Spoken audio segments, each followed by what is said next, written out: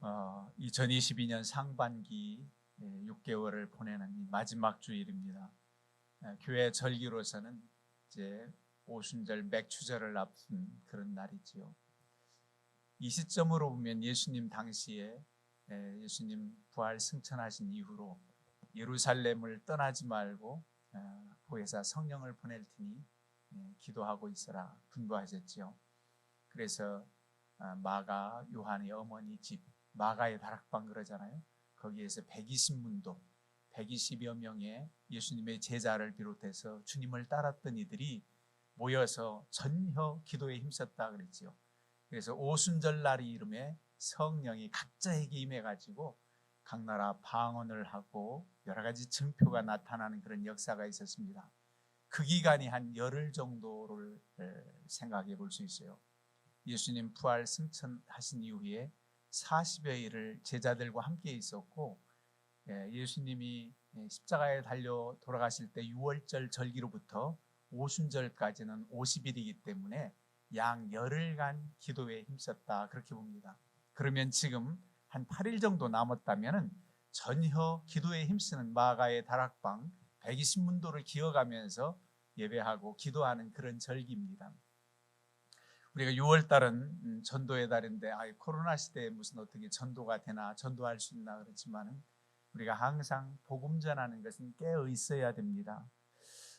그래서 모든 세상의 종교들이 다 있지만 왜 그렇게 기독교인들은 열심히 자기나 교회 다니지 자기나 예수 믿지 이렇게 우리에게 귀찮게 하느냐라고 말할 수도 있어요.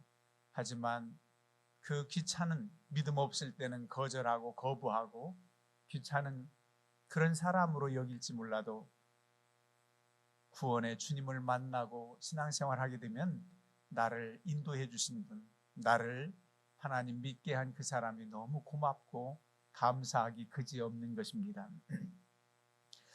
그래서 모든 종교보다 이런 확신이 있고 우리가 사랑의 종교이기에 나만 구원받는 것이 아니라 모든 사람들이 구원받기를 원하는 하나님의 마음을, 하나님의 소원을 우리가 알고 하나님도 사랑하고 이웃도 사랑하기 때문에 전도하는 것입니다. 종교라 말한다면은 종교도 기독교도 종교인가? 물론 종교지요. 종교라 하면은 내세까지 말할 수 있어야 종교입니다. 죽음 저편까지 말할 수 있는 것이 종교란 말이에요.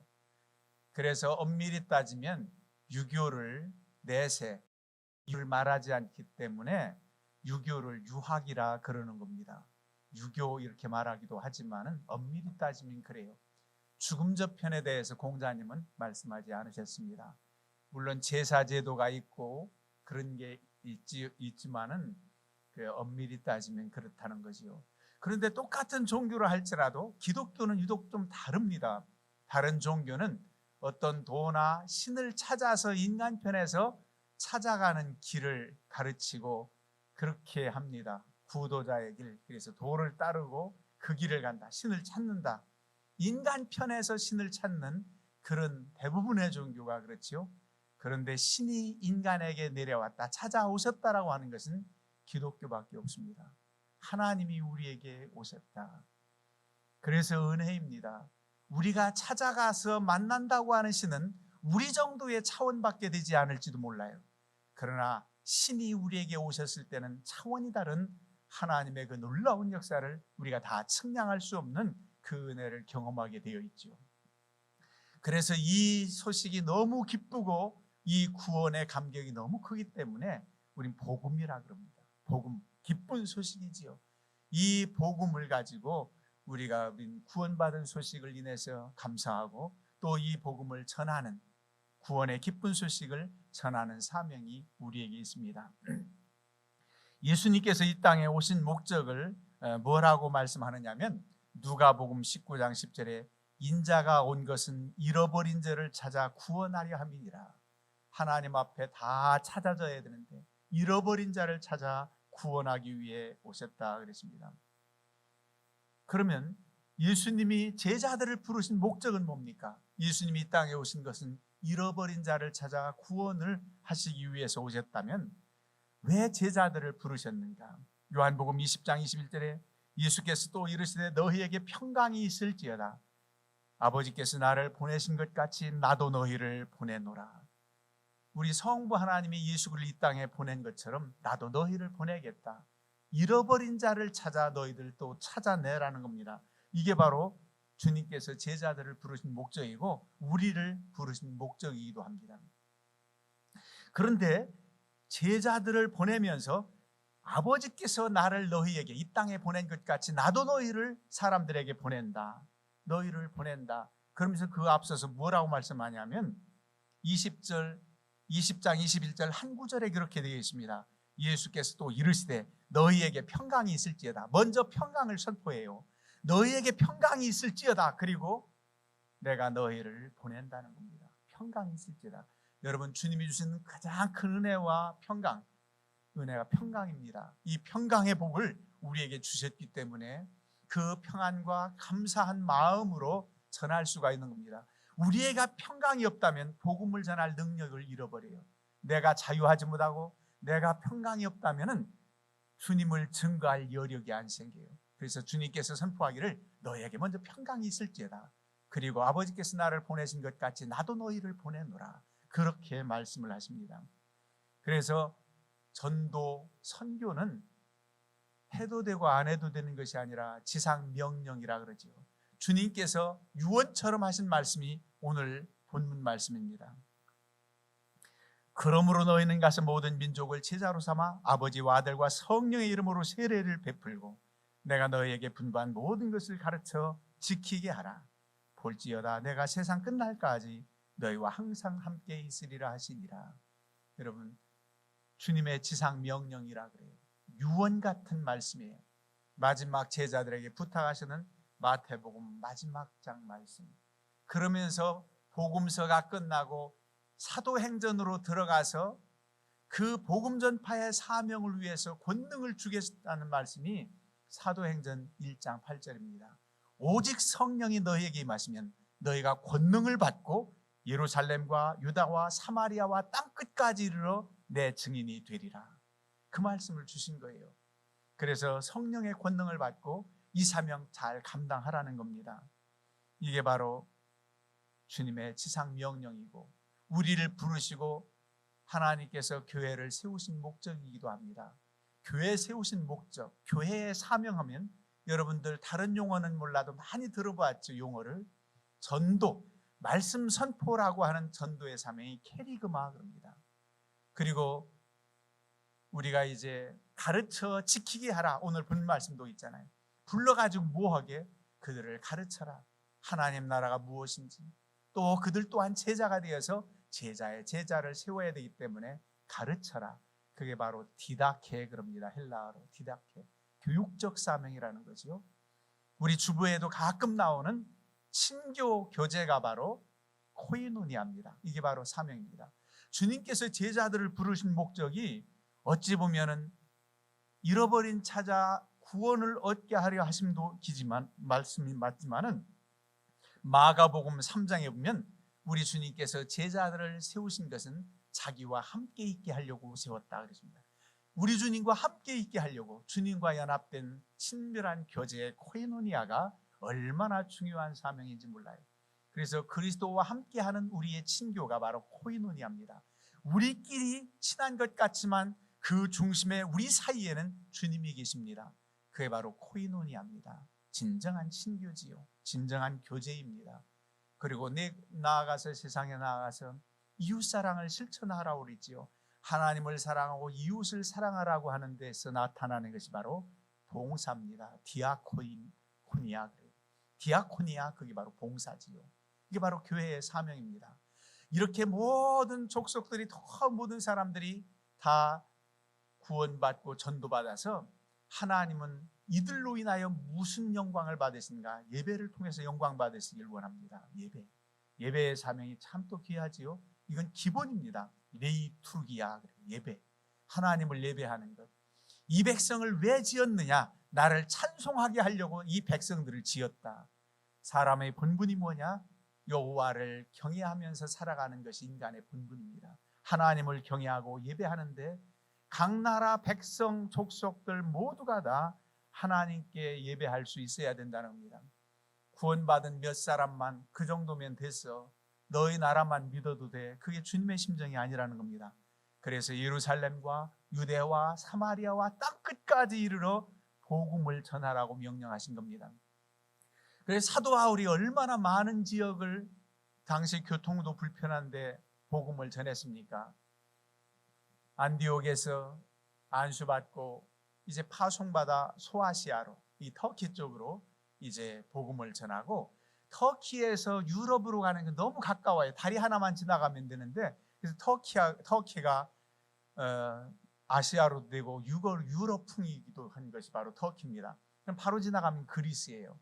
그래서 그리스의 마케도니아, 빌립보 지역으로 해서 이제 내려가면 데살로니가, 그리고 아가야 지역이 바로 고린도지요. 그 고린도 운하를 보면은 그 네로 황제 때 만들어진 운하가 있어요. 그 지역까지 다 복음을 전하, 얼마나 정말 많은 지역, 다른 나라에 복음을 전했습니까? 그런데도 주님의 지상 명령이 생각났어요. 땅끝까지 복음을 전하라 해서 사도 바울은 그렇게 가고 싶은 지역이 있었습니다. 그 당시 땅끝으로 말하면, 물리적으로 생각하면 땅끝을 서바나, 스페인으로 알았습니다. 근데 끝내 스페인은 가지를 못했습니다. 그리고 나머지 제자들에게 맡겨진 것이 바로 스페인이죠. 그런데 오늘날은 이 땅끝을 어떤 예루살렘, 유다, 사마리아와 이렇게 해서 물리적으로 어떤 땅 지도에서 어떤 나라가 끝인가 이런 정도가 아니라 땅끝을 전도받지 못하는, 그야말로 복음을 듣지 못한 아직도 종족들이 많다는 겁니다. 그런 종족들이 약 17,400여 종족이 있다 그래요. 17,400여, 대단하죠? 그런데 아직도 복음을 듣지 못한 종족들이 얼마나 되느냐 하면은 한 반 정도, 한 40% 정도가 복음을 듣지 못했다고 그렇게 말합니다. 대부분 무슬림들이 대부분 많지요. 이런 이들이 복음을 듣지 못했다. 복음을 듣지 못한 그들에게 다가가는 것이 바로 땅끝으로 의미할 수 있지요. 그리고 그렇게 강팍하고 우리가 다가서기 참 힘든 사람들, 받아들이지 않고 거부하고 거절하는 그런 사람들, 바로 땅끝일 수 있어요. 참 힘들어요. 어떤 이들은 이스라엘, 그들이 기독교 신앙을 갖지 않고 예수님을 인정하지 않기 때문에 그 한 바퀴 돌아서 원지점, 복음이 예수님이 오셨던 그 나라가 땅끝으로 이렇게도 얘기하지만은 하여간 여러 가지 영적 의미에서 받아들이지 않는 그 강팍한 심령들, 뭐 땅끝입니다. 이런 이들까지도 다가서라는 거예요. 그중 지금까지 어려운 사람들, 전도 대상 가운데 제일 힘든 지역이, 선교사님들 활동도 힘든 지역이 바로 무슬림들입니다. 이슬람교인들. 그런데 성령께서 전도한다 그러죠. 기도하고 선교사님들이 그래도 개인적으로 친밀해서 한 사람 전도를 위해서 몇 년을 어떤 지역에서는 애쓰듯, 그렇게 할 때 성령께서 그들로 하여금 꿈꾸게 하시고 그들로 하여금 주님을 만나게 하시는, 성령이 전도한다. 제가 이란에 있었던 말씀 드렸지요. 밤새 꿈을 꾸어서 가보라 하는 길 갔더니 그곳이 바로 선교사의 집이었고 주님을 영접하게 됐다. 아직 복음이 전해지지 않은 지역으로도 말할 수 있고, 그렇게 강팍하고 거절하는 그런 사람들이 바로 땅끝입니다. 이런 이들을 찾아 나서야 돼요. 여러분, 제일 먼저는 예루살렘에서 시작했어요. 성령 충만함 받은 제자들과 120문도들이 이젠 두려움이 없는 거예요. 로마 정권 하에 아직도 있습니다. 로마 정권 치하에 있지만은 복음을 전하는 것은 로마 황제 숭배가 역행되는 것이기 때문에 마땅히 핍박받는 것은 마땅해요. 예루살렘 지역에서 핍박을 많이 받았어요. 그래서 그들이 박해를 피해서 수리아 안디옥으로 갔다 그러는데, 여러분, 단순히 박해를 피해서 수리아 안디옥 지역으로 간 것이 아니라, 그것만이 아니라 바로 주님의 지상 명령이 첫 번째로 실천되는 곳이 바로 수리아 안디옥입니다. 바로 예루살렘과 사마리아 지역이죠. 유대와 사마리아. 그러니까 예루살렘, 유대 전 지역, 그 다음에 이방 지역, 수리아 안디옥, 이렇게 해서 주님의 지상 명령이 실천되었던 그 말씀대로 그렇게 복음이 전해졌고, 오늘날 우리까지도 복음이 전해져서 예수님을 믿게 된 것입니다. 이게 바로 주님의 뜻이에요. 우리를 부르신 목적이기도 합니다. 모든 사람들이 돌아와야 된다는 거예요. 여러분, 우리는 부활신앙, 재림신앙, 앞으로에 대한 우리의 신앙 고백에 대한 확신이 있습니다. 그래서 제자들도 그 당시도 궁금해서 세상 끝날이 언제입니까? 그 내 권한이 아니라 아버지의 권한에 두었다. 그렇게 말씀을 하셨는데, 그날과 크시는 아들도 천사도 아무도 모른다. 하나님 아버지께서 주관하신다. 그런데 힌트는 주셨어요. 힌트는 어떻게 주셨느냐 하면은 마태복음 24장 14절에 보면 이 천국 복음이 모든 민족에게 증언되기 위하여 온 세상에 전파되리니 그제야 끝이 오리라. 이 복음이 모든 민족에게 증언되기 위해서 온 세상에 전파되면 그제야 끝이 된다는 겁니다. 아직도 복음을 듣지 못하는 미종족들이 있다면 그들도 다 복음을 듣고 나야 끝이 오리라, 그렇게 말씀해요. 그러니까 선교와 재림이 연관되어 있다는, 연결됐다는 것, 무관하지 않다는 겁니다. 우리의 선교적 사명이 다 감당되어질 때 주님의 날이 온다, 그렇게 말씀하고 있습니다. 여러분, 그러면은 우리는 그렇게 강팍한 심령, 우리를 거절하는 그 심령이 바로 땅끝이라고 하고 그렇게 생각한다면 우리 주변에 우리 가족, 일가, 친지들 가운데 많이 있습니다. 그들에게 주의 복음을 전하는 것이 또한 우리의 사명이기도 합니다. 이 사명을 감당하기 위해서 먼저 앞서도 좀 말씀드렸지만 성령 충만함, 권능이 주어져야 감당할 수 있습니다. 성령의 권능. 오직 성령이 너희에게 임하시면 권능을 받고, 제자들도 무서워하고 떨었습니다. 여러분, 예루살렘 지역만 박해가 있습니까? 예루살렘을 떠나서 수리아, 안디옥, 그 당시는 다 로마 통치 시대니까 모든 길은 로마로 통한다 할 정도로 로마의 통치하에 많은 나라들이 로마 통치하에 있었기 때문에 어디를 가든지 박해를 받아요. 그래서 그 박해받던 하나님의 사람들이 그 두려움을 떨쳐버리고 복음을 전할 수 있었던 것은 바로 성령 충만함입니다. 권세, 능력을 받았기 때문입니다. 그들은 아버지와 아들과 성령에 대한 삼위일체 하나님에 대한 신앙이 아주 확실했습니다. 그래서 주님께 말씀하잖아요. 아버지와 아들과 성령의 이름으로 세례를 베풀어라 그러죠. 아버지 하나님은 창조주 하나님이시다. 그 하나님은 이 땅과 온 우주를 창조하시고 섭리, 다스리시는 분이시다. 그 확실한 믿음을 가진 그 권능의 성부 하나님의 이름으로, 성자 아들 예수 그리스도, 그는 우리를 위해 십자가에 달려 죽으셨고 우리 위해 부활하신 구원주이시다. 그분의 이름으로, 그리고 성삼위일체 하나님, 그리스도의 영, 하나님의 거룩한 영, 성령의 능력으로 세례를 베풀라는 겁니다. 그러니까 성부, 성자, 성령의 이름으로 세례를 베풀라는 것은 이 삼위일체에 대한 하나님에 대한 그 믿음이 확실할 때 이 권능을 받고 우리가 복음을 전할 수 있다는 겁니다. 그럼 무엇을 전하느냐? 우리가 하나님 말씀을 그동안 배웠어요. 하나님 나라가 무엇인지, 아버지의 뜻이 무엇인지, 이 모든 것을 주님께서 우리에게 가르쳐 주신 바를 또한 가르치라는 겁니다. 내가 너희에게 분부한 모든 것, 그랬잖아요. 우리 주님께서 분부한 모든 것이 바로 말씀입니다. 주님 오시기 전에 구약 성경의 말씀도 성령의 감독, 주의 영의 감동으로 받은 저자들이 기록한 말씀이기에 그 말씀도 우리의 영으로 삼고 말씀 충만해서 가르쳐야 된다는 겁니다. 가르쳐야 된다. 그래서 먼저 우리가 배워야 되지요. 주의 말씀, 우리에게 분부하신 말씀을 알고 가르치고, 가르치려면 깨달아야 된다. 먼저 알아야 된다. 그 다음에 가르쳐야 된다는 겁니다. 디다케의 사명, 교육적 사명이 있는 거예요. 그래서 먼저 된 자들이 나중된 자들을 가르치고, 그리고 우리 교사들이 학생들을 가르치고, 이런 가르침이 되어질 때에 주님의 온전한 제자가 될 수 있다는 것입니다. 그 권능과 능력을 가지고 내가 가르침을 받고 또 가르치는 사명을 감당하고, 그리고 또한 그 가르치는 사명을 감당해서 나도 아는 것뿐만이 아니라 그들도 알아진 지식뿐만 아니라 어떻게 해야 되느냐? 지난주도 말씀드렸지만 주님처럼 살라는 겁니다. 주님을 본받아 살라는 겁니다.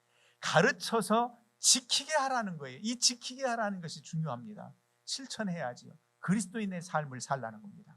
빛된 삶을 살라는 겁니다. 그게 가르침의 목적입니다. 왜 우리를 부르셨느냐? 주님을 제자로서 온 족속 나라 백성들이 하나님을 예배하고 그 나라를 선포하고 가르치고 그리고 그렇게 주님의 제자된 삶을 살라는 겁니다. 지키게 하라. 그런 사명을 우리에게 주셨습니다. 우리는 구원받은 기쁨과 감격 속에 살아갑니다. 우리뿐만 아니라 하나님의 소원을 이루어드리기 위해서 아직 믿음 없이 강팍하고 거절하는 우리가 다가서기 정말 힘든 사람, 그 땅끝과 같은 그런 이들에게 또 찾아갈 수 있기를 바라요. 다른 수가 없습니다. 사랑하는 마음을 가지고 또 기도할 때 역사합니다. 여러분, 그렇게 이슬람권 전도가 어려워서 성령이 직접 하실 때도 있다고 하는데 그 성령이 하시기까지 그 지역의 선교사님들이 얼마나 많이 기도하고 한국 땅에서 믿는 사람들이 얼마나 기도하기에 성령께서 그렇게 역사하시겠습니까? 우리가 기도의 힘입니다. 예수님의 12제자 중에 정말 죽음을 두려워하지 않고 복음을 전하다가 제일 먼저 순교한 자가 우리 주님과 늘 함께 하던 세 사람 중에 하나입니다. 베드로와 야고보와 요한 그러지요. 야고보와 요한은 형제입니다. 그 세베대의 아들 야고보가 칼로 배임을 받아 첫 번째로 순교를 당했습니다. 첫 번째로 순교를 당하는 그 얘기가 사도행전 12장에 나와요. 그리고 나서 베드로도 복음을 전하다가 감옥에 투옥됐지요. 옥에 갇혔어요. 그런데 지금 성도들은 어디에서 기도합니까? 참 마가의 다락방, 마가의 어머니가 대단한 믿음이에요. 마가 요한의 다락방이 누구냐? 그 마가가 누구냐면 바나바의 생질입니다.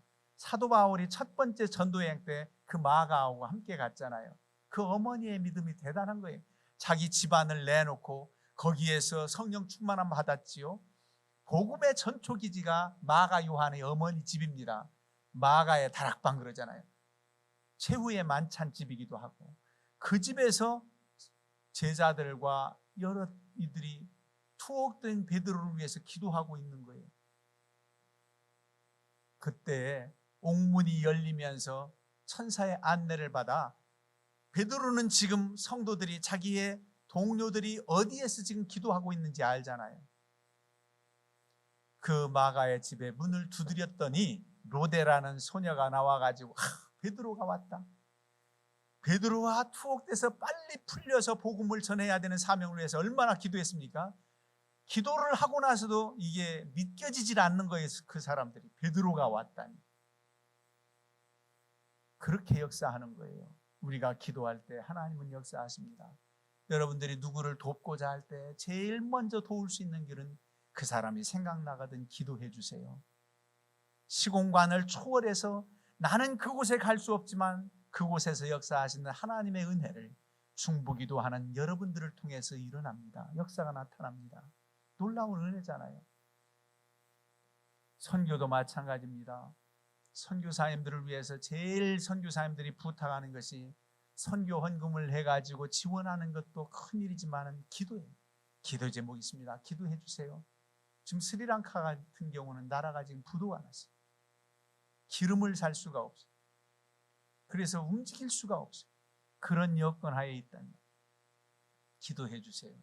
우리의 기도가 하나님이 역사하시는 방편이 됩니다. 놀라운 은혜입니다. 그래서 성령 충만해서 우리가 다가갈 수 있는 능력도 생기고 우리가 할 수 없는 부분까지도 하실 수 있도록 하는 것이 바로 기도이기 때문에 기도로 무장하고 복음을 전해야 된단 말입니다. 기도한다면 우리가 낙심되고 실망돼서 도저히 더 이상 힘내서 전도할 수 없어 할 때도 우리에게 힘도 주시고 우리가 기도하는 대상 그 사람과 그 대상 그 지역을 우리 하나님께서 역사하신다는 사실입니다.